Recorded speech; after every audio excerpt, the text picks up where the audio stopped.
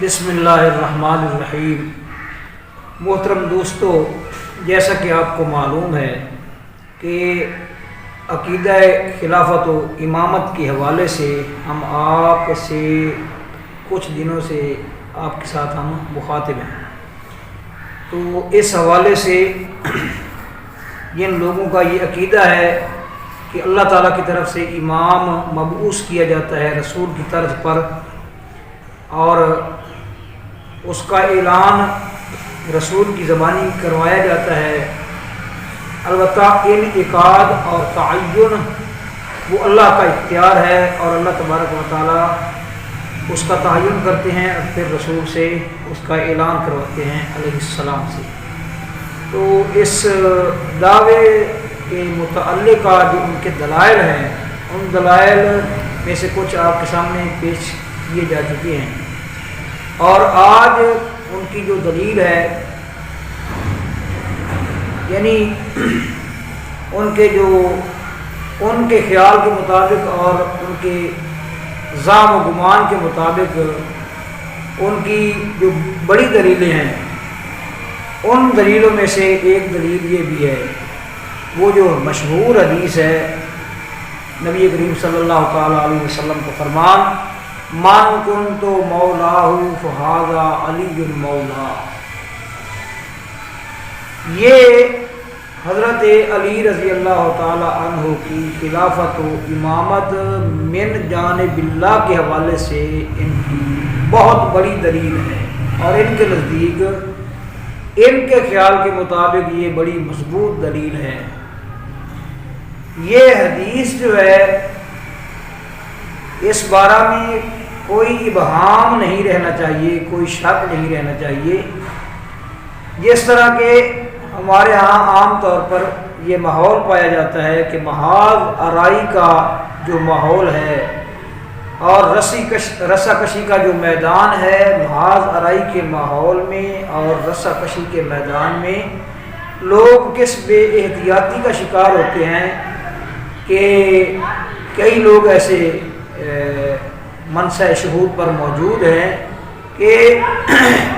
انکار انہوں نے کرنا ہوتا ہے کسی غلط بات کا، لیکن محاذ آرائی کے ماحول میں وہ حقیقت ہی کا انکار کر دیتے ہیں۔ یہ بڑی غلط بات ہے اور بڑا غلط فیصلہ ہے۔ مثلا ہمارا جو ہے وہ بحث و مباحثہ اور آمنا اور سامنا اور ہماری جو محاذ آرائی ہے وہ اہل تشیع کے ساتھ ہے، تو ہم اس محاذ آرائی کو، پہلی تو بات ہے کہ یہ محاذ آرائی جو ہے یہ کسی جو ہے نا وہ جائیداد کے مسئلے پر نہیں ہے، کوئی کسی مال و دولت اور مال و زر کے مسئلہ پر نہیں ہے، دین کے حوالے سے یہ مثلا بحث و مباحثہ ہے اور بحث و جدل ہے۔ تو اس کو حل بھی جو دینی مآخذ ہیں، اللہ تعالیٰ کا قرآن اور رسول صلی اللہ تعالیٰ علیہ وسلم کا فرمان، ان کے ذریعے کرنا چاہیے۔ ایک دوسرے کو دشنام ترازی کا نشانہ بنانے یا ایک دوسرے پر فتویٰ لگانے کی تو کوئی ایسی خاص ضرورت نہیں ہے۔ ہاں البتہ جب کوئی گروہ، کوئی جماعت موقف اپناتی ہے اور وہ رسے کی طرح تن جاتی ہے اور وہ نبی کریم صلی اللہ تعالیٰ علیہ وسلم کے صحابہ کو خواہ مخواہ ان کا تعلق اسلام سے ختم کرنا چاہتی ہے یا کوئی گروہ ختم کرنا چاہتا ہے، تو پھر مقابلتاً ایسا ہونا چاہیے ان کو آئینہ دکھانے کے لیے، ورنہ جب آپ کسی کو دعوت فکر دے رہے ہیں تو پھر اپنی جو استعداد ہے، جو اللہ نے صلاحیت دے رکھی ہے، اس کے مطابق آپ دلائل ان کے سامنے رکھیں اور ان کے دلائل پر بھی غور کریں یا ان کے دلائل کا جواب دیں۔ تو یہ جو رویہ بعض لوگوں میں پایا جاتا ہے کہ محاذ آرائی وہ اہل تشیع کے ساتھ ہے، اور وہ کچھ بدبخت ایسے ہوئے ہیں جو کہ غصہ نکال رہے ہوتے ہیں اہل بیت پر. اہل بیت پر غصہ نکالنا، اہل بیت کے متعلق دل کے اندر کوئی خلش لے کر آنا، ان کے متعلق کوئی رنجش کا پہلو جو ہے اس کو دل میں جگہ دینا،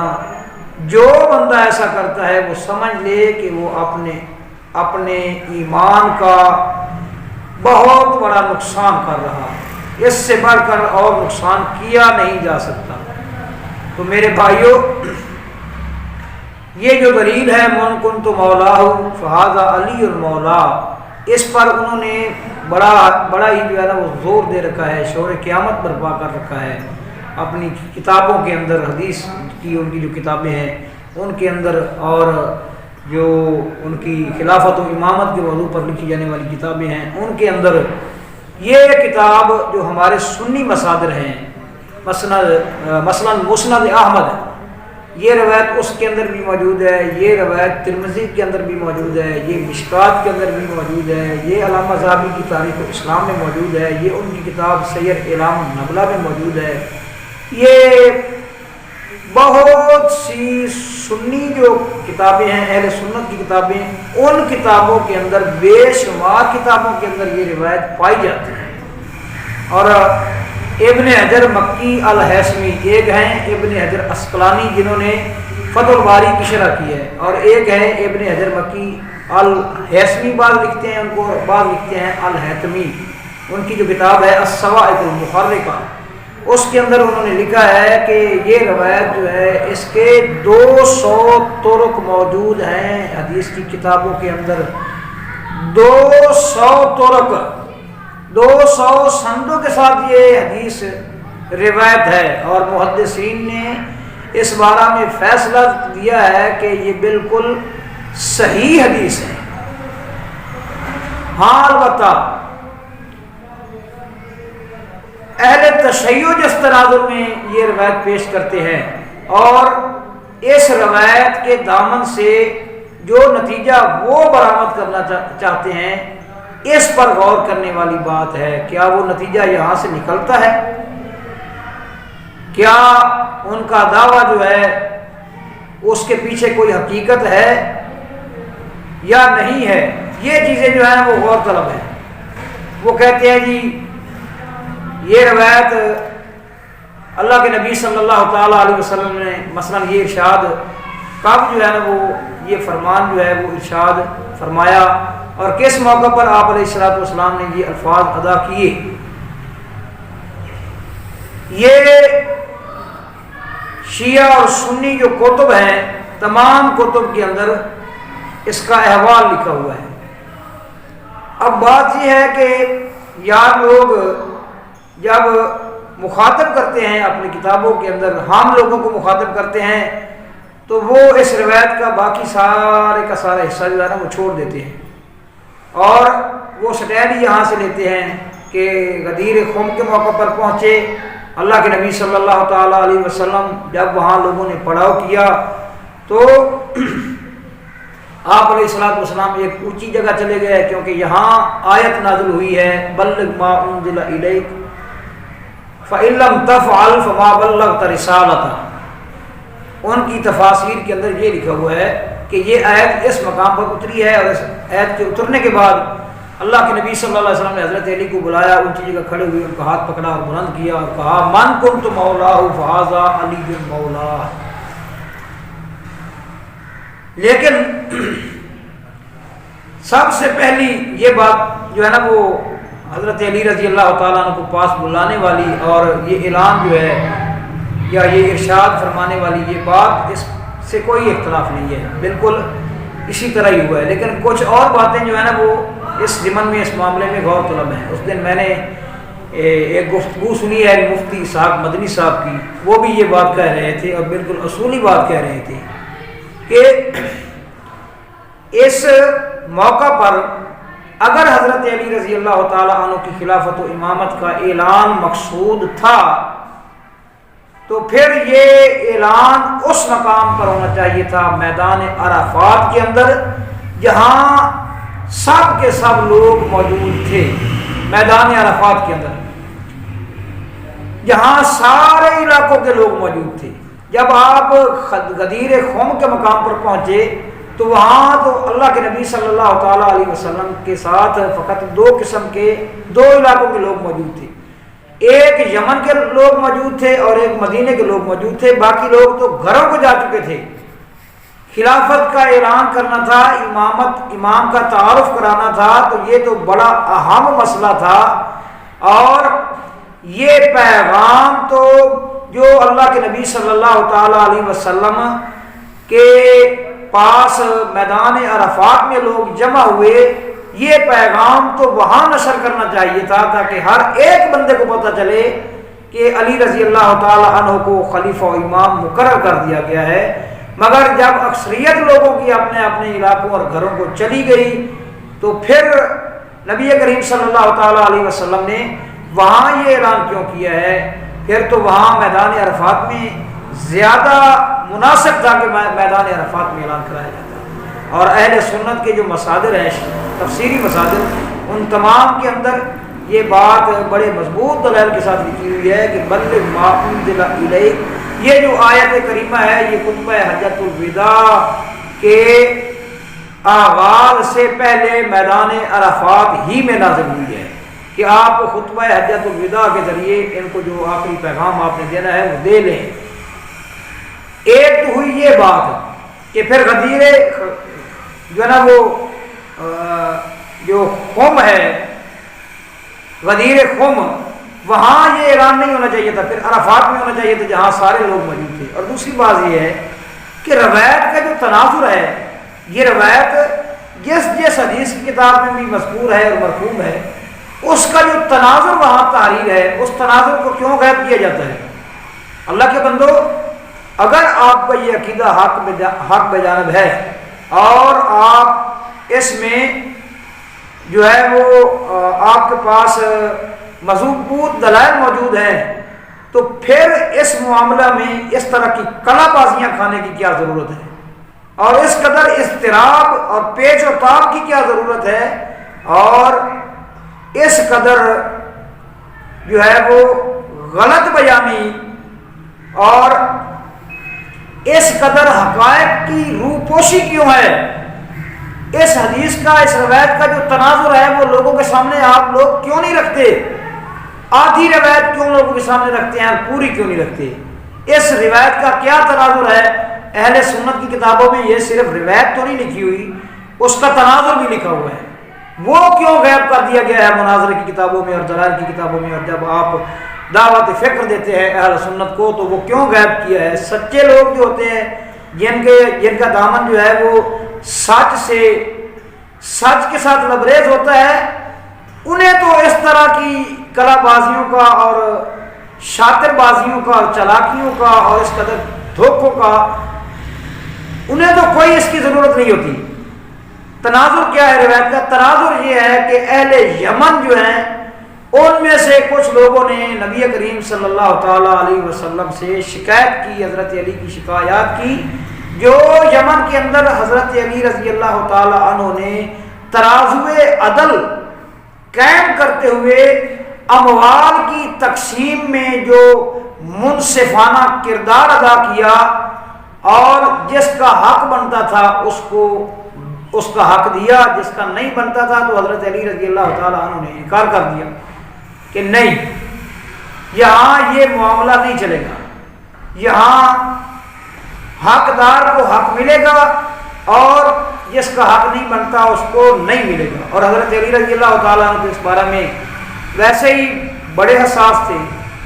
اور بڑے ثابت قدم تھے، تاریخ کی کتابوں میں بلکہ آپ کی کتابوں میں اسی نہج البلاغہ جو مفتی جعفر حسین نے ترجمہ کیا ہے اس کے اندر بھی لکھا ہوا ہے، اور آپ کی کتابوں میں لکھا ہوا ہے کہ عقیل بن ابی طالب جو تھے حضرت علی رضی اللہ تعالیٰ عنہ کے بھائی، ان کے حالات جو ہیں وہ بہت زیادہ تنگ تھے، کمزور تھے۔ انہوں نے بڑی کوشش کی کہ میں علی رضی اللہ تعالیٰ عنہ سے یہ بات منوا لوں کہ میرا بیت المال سے روزینہ جاری کیا جائے، وظیفہ جاری کیا جائے، مگر علی المرتضیٰ رضی اللہ تعالیٰ عنہ نے یہ بات قطعاً تسلیم نہیں کی۔ انہوں نے کہا نہ، یہ بیت المال جو ہے یہ امانت ہے اللہ تبارک و تعالیٰ. آپ لوگ صحت مند ہیں, آپ محنت کے ذریعے اپنے حالات درست کیجئے. یہ نہیں ہوگا, اگر آپ کا حق بنتا ہوتا تو آپ کو ملتا, میری نظر میں آپ کا حق نہیں بنتا, قطعاً آپ کو بیت المال سے آپ کا وظیفہ جاری نہیں ہوگا. حضرت علی رضی اللہ تعالیٰ عنہ بڑے منصف مزاج تھے اور بڑے اس معاملے میں دو ٹوک موقف رکھنے والے تھے, دو ٹوک موقف. تو حضرت علی رضی اللہ تعالیٰ عنہ نے جو وہاں سختی برتی اور بالکل انصاف کیا, جن لوگوں کو کچھ ملا نہیں تھا اور جو سمجھتے تھے کہ ہمیں ملنا چاہیے, ہمارا حق بنتا ہے لیکن ملا نہیں ہے, ان لوگوں کو یہ بات ناگوار گزری. انہوں نے مکہ سے واپسی جب اللہ کے نبی صلی اللہ علیہ وسلم مدینہ آ رہے تھے تو راستے میں حضرت علی رضی اللہ تعالیٰ عنہ کی شکایات کی. حضرت نبی کریم صلی اللہ تعالیٰ علیہ وسلم کو جب یہ جو روایت ہے نا من کنت مولاہ فہذا علی مولاہ, اس کا یہ مضمون تمام حدیث کی کتب میں یہ درج ہے کہ لوگوں نے اس طرح کیا. آپ علیہ الصلوۃ والسلام نے ان کی باتیں سنی اور آپ جو ہیں وہ وقتی طور پر خاموش رہے, لیکن جب غدیر قوم کے مقام پر پڑاؤ ڈالا, یہاں سے دونوں علاقوں کے لوگوں نے جدا ہونا تھا. مدینے والوں نے مدینے کی طرف جانا تھا, مفتی صاحب بھی بتا رہے تھے اور بات بھی حقیقت ہے کہ وہاں سے راستے بھی صرف دو نکلتے تھے اس وقت, ایک یمن کو جاتا تھا, ایک مدینے کو جاتا تھا. یہاں سے لوگوں نے جدا ہو رہا تھا. تو اللہ کے نبی صلی اللہ تعالیٰ علیہ وسلم نے لوگوں کے ذہنوں میں یہ جو غلط فہمیاں پیدا ہو گئی تھیں ان کے بارے میں, حضرت علی رضی اللہ تعالیٰ عنہ کے بارے میں, تو نبی کریم صلی اللہ تعالیٰ علیہ وسلم نے ضروری سمجھا کہ ان کا ذہن جو ہے, ان لوگوں کا شکایت کرنے والوں کا ذہن صاف کیا جائے. تو اللہ کے نبی صلی اللہ علیہ وسلم نے حضرت علی رضی اللہ تعالیٰ عنہ کو بلایا اور آپ علیہ الصلوۃ والسلام کو آپ علیہ الصلوۃ والسلام نے حضرت علی کو اپنے ساتھ کھڑا کر کے لوگوں کو مخاطب کر کے فرمایا من کنت مولاہ فہذا علی مولا, جس کا میں مولا ہوں نا, جسے میرے ساتھ محبت ہے اس کے لیے لازم ہے کہ وہ علی رضی اللہ تعالیٰ عنہ کے ساتھ بھی محبت کرے.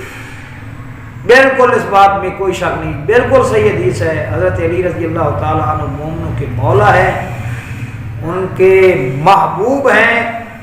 اور ان کے ساتھ محبت کرنا ایمان کا جز ہے. اگر ان کی محبت دل سے نکل جائے تو آپ علیہ الصلوۃ والسلام نے فرمایا کہ ایسا بندہ منافق ہے جس کے دل میں حضرت علی رضی اللہ تعالیٰ عنہ کی محبت نہیں ہے. تو یہ تناظر ہے پوری اس روایت کا. اب یہ جو تناظر ہے اور پھر اللہ کے نبی صلی اللہ تعالیٰ علیہ وسلم کا حضرت علی رضی اللہ تعالیٰ عنہ کو پاس بلا کر لوگوں کو مخاطب کر کے یہ کہنا, یہ سب کچھ بتاتا ہے کہ یہاں خلیفہ و امام منتخب کرنے کی کوئی کارروائی نہیں ہوئی. ایک واقعہ جو پیش آ گیا اور اس واقعے کے جو ہے نا وہ اس واقعے کے تناظر میں لوگوں کے ذہنوں میں حضرت علی رضی اللہ تعالیٰ عنہ کے بارے میں جو غلط باتیں پیدا ہو گئیں, ان غلط فہمیوں کو دور کرنے کے لیے اللہ کے نبی صلی اللہ علیہ وسلم نے یہ خطبہ ارشاد فرمایا تھا. پھر یہ سب کچھ جب ایک ایک حرف کتابوں کے اندر لکھا ہوا ہے, اہل سنت کی کتابوں کے اندر, یہاں سے آپ جو ہے نا وہ اپنی کتابوں کے اندر نقل کر کے اور نوٹ کر کے اہل سنت کو دعوت فکر دیتے ہیں, پوری کی پوری روایت کیوں نہیں بیان کرتے؟